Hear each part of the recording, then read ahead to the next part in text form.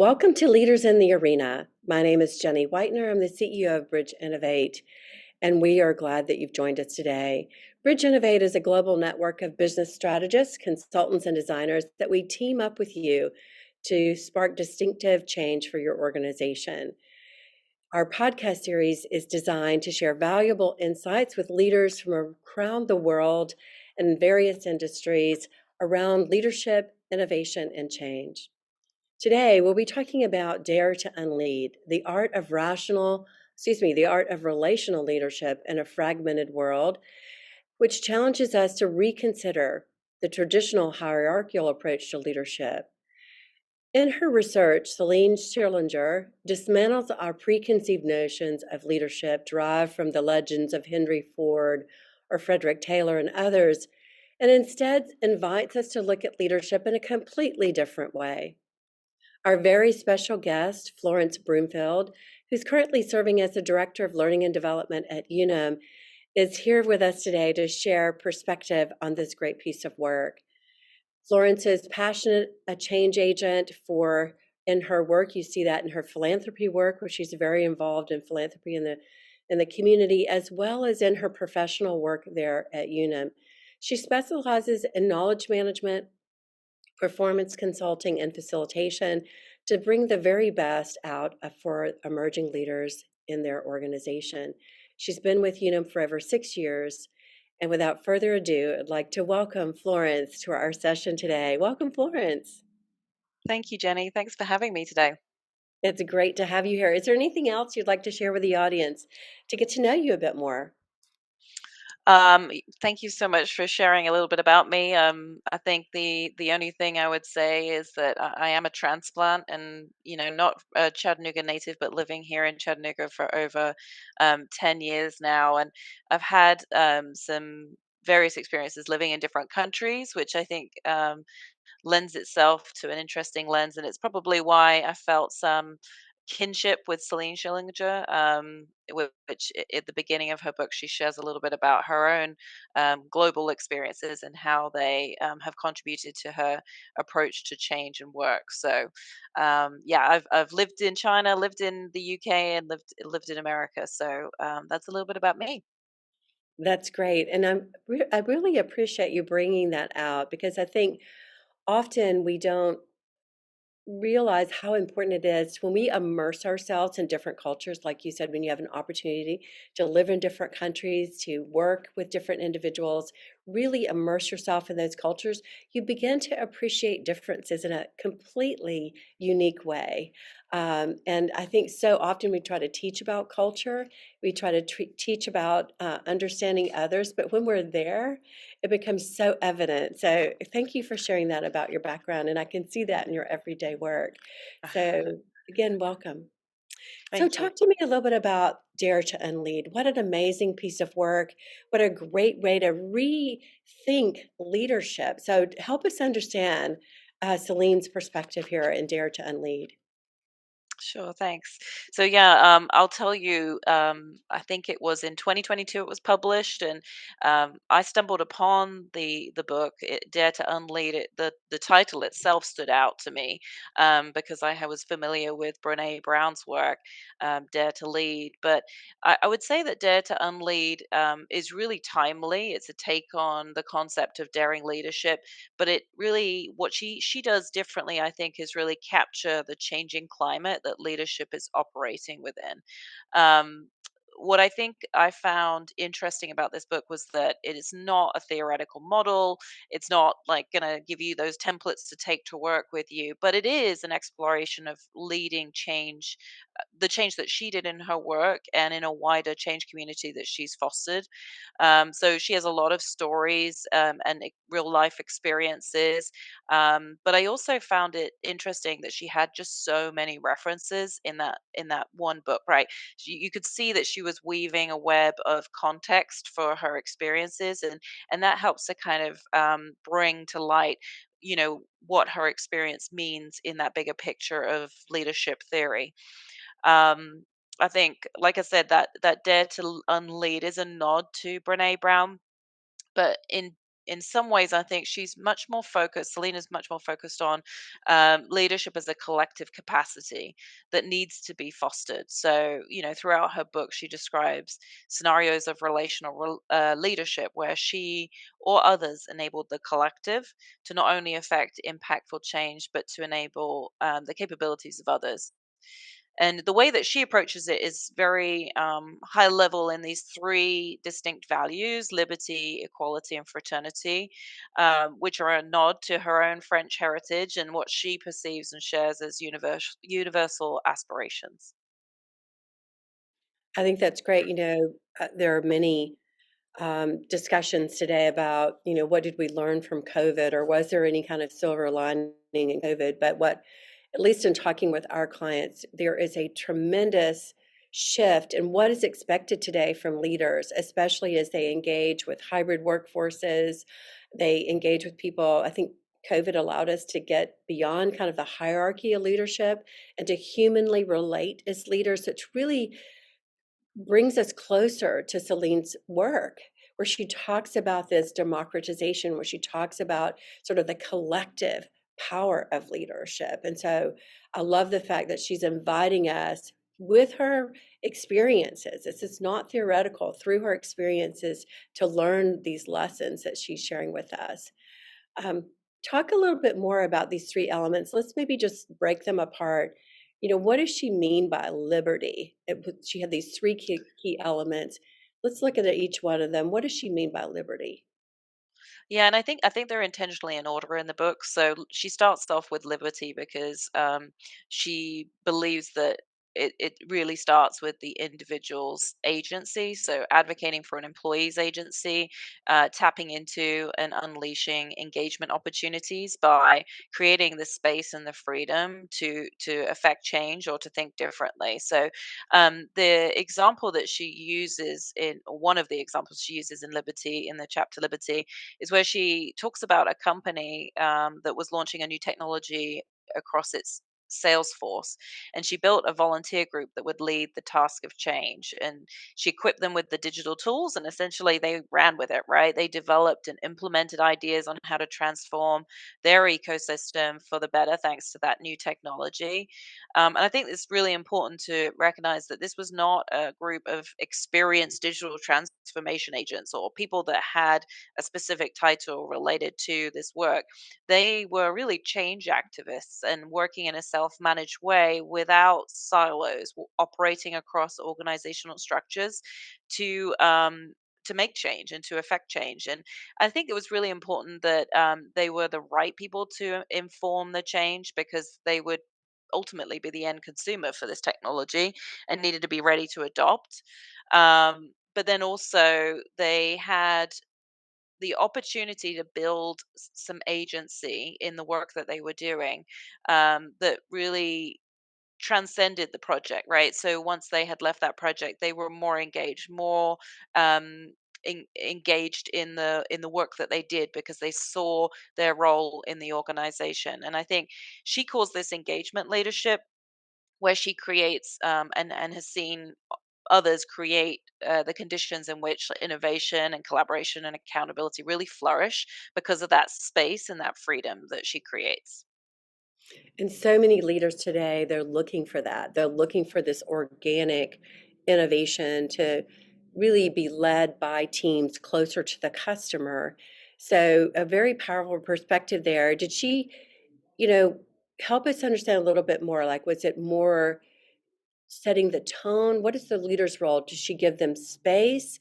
Like, what specifically would a leader do in order to bring in this focus around space and time and liberty for the team? So I think the key piece from the sort of focus on liberty is really not building a team that is siloed off on the side to create change or transformation. It's thinking through what are you looking to achieve, and how do you bring the people along who are most impacted, who have a part to play in that, whether it be internal stakeholders or external stakeholders, like your customers, getting them engaged in and having a voice in the work that needs to be done. And that requires, it almost requires us to throw out the sort of guidebook of let's create a team or specifics whose specific responsibility is to own this, right? Instead, giving the space for those to contribute who are greatly impacted by the work. And so, whether it be off the side of their desk, whether it be an additional responsibility, but ultimately having people in a wide range of roles to benefit from that freedom of being a collective across organizational structures. Right. So there's no specialty team. It is the team that's Yes, empowered to have the liberty to explore change, to come up with innovation, to really own and give all their thinking, all their perspective into how the work goes forward. That's what I'm hearing, kind correct. of that Yeah. environment. Right. Hmm. And how empowering that would be, right? If you were an employee, that sounds fantastic. Talk about the second component that she brings to light in the book, this concept of equality, and how does she bring that to light in leadership perspective? Yeah, yeah. So again, much like, liberty is about sort of the individual freedom to think differently, to have the space to input and create. Equality is also, the individual um, sort of embracing the individual and what they can contribute with all their differences and their nuances and their lens and experience. So she defines equality at work as welcoming differences and recognizing each individual, enabling opportunity for all. And she talks about how it's the foundation from which networks connect people in all their diversity. And as a wonderful result of that, you're going to see a collective intelligence with the representation of all. And she talks about how, when you don't have that, sort of the negative space of that is, not having information, that lack of access to information, hierarchical relationships that rely on sort of obedience and really end up limiting diversity of thought and are really a barrier to the performance for an organization. One of the examples that she shares is about the Break Dengue project that she began with her employer when they were preparing to launch a vaccine against dengue. And their approach to stakeholder engagement was to analyze social network discussions, external social networks, and use that data to tap into new ideas and engagement that would build an activist community against the disease. And my understanding is that that company almost created a community of leaders that fostered excitement, well, passion and expertise around that. um, really taking away from the let's sell this in a traditional sense or let's market this in a traditional sense, but let's build a community around this one mission or this one motivation that we have. And she highlights how networks in that situation um, should be used as like organizational design principles, so allowing for effective collective work practices. So, breaking again out of your traditional silos or your org structures. And even in that example I just mentioned, thinking through how you can utilize the network outside of your company to bring the conversation to a new place and lead through that. Especially as you think about the mission and the vision and what motivates you as an individual, as an enterprise, as you contribute to the society. And so, like, she really talks about how equality translates into networks and they replace those relationships of power, those with power and those without power, but by creating sort of a collective intelligence through access. Fantastic. I mean, I think the research has been clear for many years now about the power of diversity, and how important it is for many aspects of work. Just opening our perspective, building empathy, understanding others. It makes us better as humans. But I really like the fact that she says, it's it's up to you. I mean, it's each of us really seeking out, not just responding to diversity, but seeking it out and bringing this perspective of networks really enables all of us to find that diversity and to bring it forward into our environments to help us be better at what we do and to help others be better. So I love this concept of not being contained by your environment. If you philosophically believe in this, which I know so many of us do, that Mhm. don't be constrained, right? Don't be constrained by the folks just in your team. I mean, what if you're a small entrepreneurial startup, you have 2 employees, like Right, right. how do you bring in this diverse perspective? And I love the fact that we think of networks as a part of our resource environment to help us Mhm. understand and mobilize and think differently, in a very powerful way of bringing that diversity, and it's really democratization of new perspective for all of us to access. Yeah. Fantastic thinking there. She goes on, we've talked about liberty, we've talked about equality, and her last big concept is really around fraternity in her book. Mhm. Talk to us a little bit about that. Yeah, so Celine talks about fraternity as the experience of friendship and support. And I think what she's trying to highlight in this, both of the first two with um, with liberty and with equality, they have been about the individual. She talks about how they, as a collective, bring so much value and can really affect change. But I think the fraternity piece is this emphasis of how it's not just about the individual, but really about the collective aligned by a shared purpose. So she describes it as, corporate activism or community leadership, because it's about creating the conditions that encourage an activist mindset and way of work. And so she sees, in a lot of her examples that she provides, it was never just about her, right, doing the work, or, it certainly her alignment to her values, or the where she saw opportunity triggered that first email that she wrote, or maybe prompted the recommendation around building a community. But ultimately that community was not led by her, but led by themselves, and quite often created a condition in which people could maximize the opportunity that they were being provided, and that in turn led to a boost in performance and innovation. So she really talks about that connection between fraternity through common action, and how it impacts not just internal stakeholders but customers too. The gambit, right? There's such a she even talks about the return on investment in those collective or fraternity um, movements. And she used the words movement as well as activism, and those, she is careful to say, can be a little sort of disconcerting or frightening, maybe to some in leadership. But I think it's important that it's not about the upsetting the cart. It's about the alignment to that shared commitment, that activism. That's why she used that terminology, activism, and that sort of a drive to create and foster a community, where you all rally around the same mission. Um, and yeah, I mean, she just talks about how that community really does bring the efficiency and speed that leadership are looking for, and really does generate massive returns. Mhm.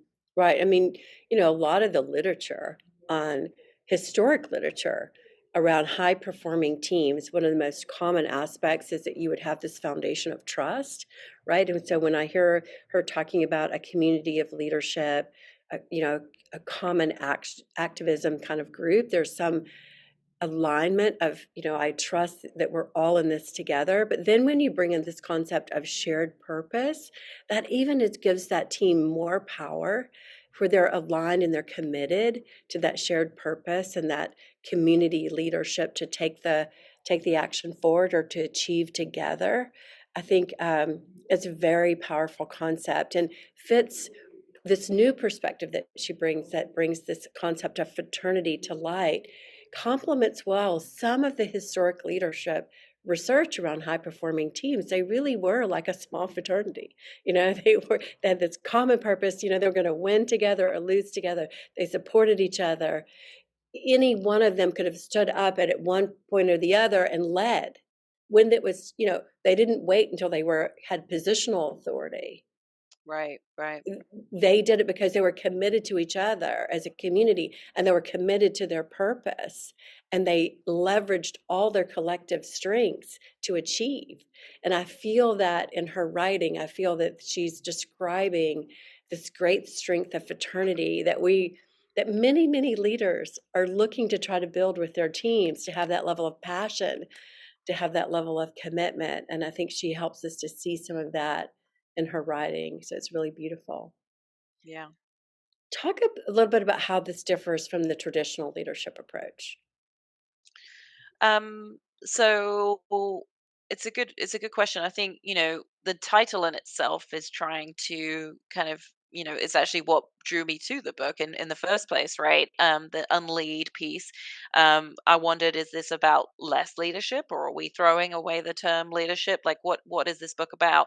But in fact, I think what I took away from it is that daring to unlead is not about less leadership, but about building space for more leadership. So leaders can build hundreds of leaders and not followers, um, by creating the space for those to build relationships and networks and really create, innovate, and drive change. And I think older leadership models give power to some and take power from others, which could lead to those without the power to be disengaged, disconnected, and ineffective. And so I think with her approach, she's enabling individuals to feel connected to the organizational success by being a part of a network that really creates change or innovation. And I think that's the piece that I find striking, right? It's multiplying leadership, not less leadership or getting rid of the term leadership. Right. I mean, so much of the debate in traditional leadership circles has been, is leadership, can it be an individual contribution, or is it a positional role? Right. And so I think the general perspective that I see coming today is that it's an individual, like we all can be leaders. It's not a Hmm. position of power, it's not a position on the org chart.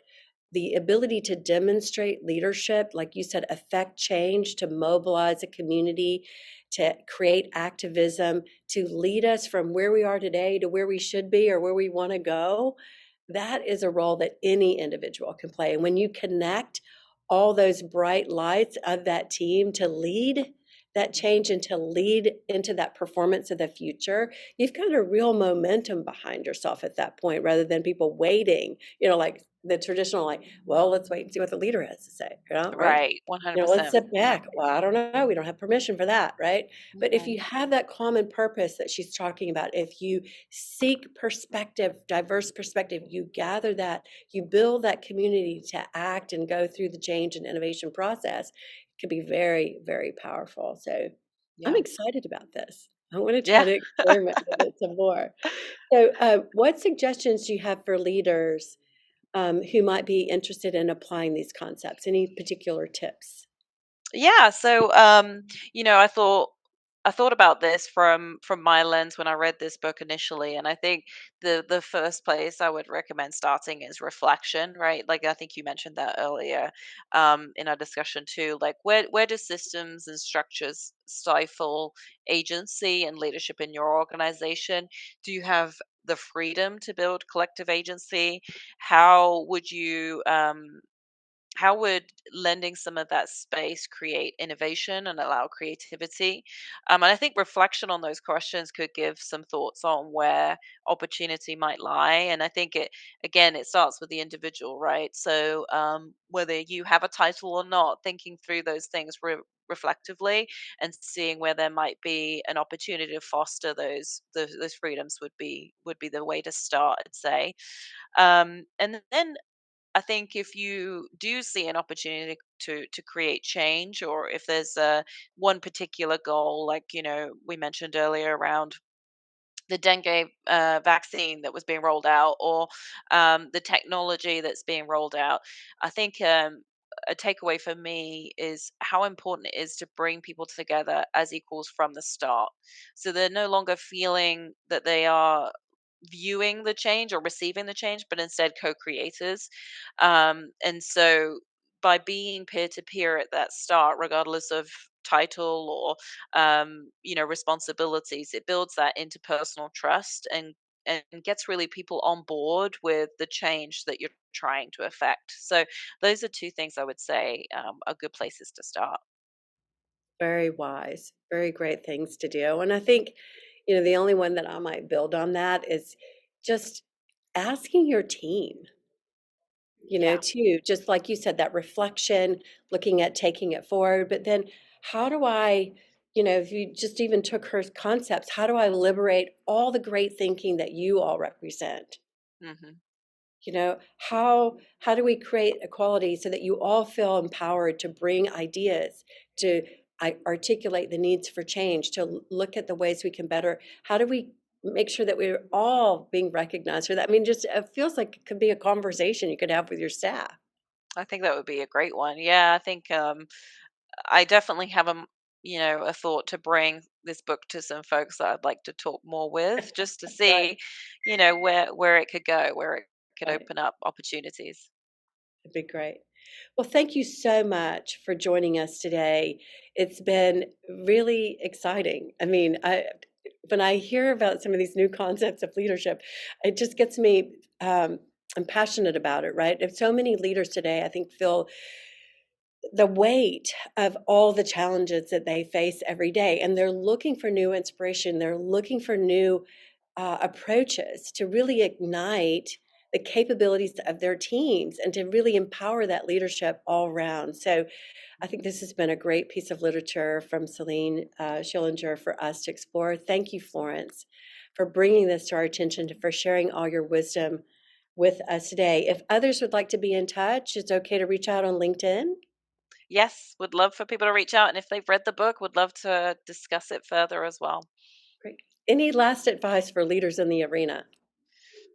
I mean, I think, based on this book, that, like I mentioned before, stepping back and reflecting on your role in creating space could be the difference between you having a team of followers and a team of leaders. And I think to your point, like bringing that to your team, even maybe asking that explicitly, how do we build those concepts into the team: fraternity, equality, and liberty? How do we build those into what we do every day? I think it could be a really valuable discussion. And if anybody does it, would love to hear about how that goes. That's great. All right. Thank you so much. And thank you, everyone, for listening to Leaders in the Arenas. We hear from powerful stories from leaders who are out there every day making change happen. Thanks, Florence. Speak to you soon. Thank you. Bye. Have a great day. Bye bye.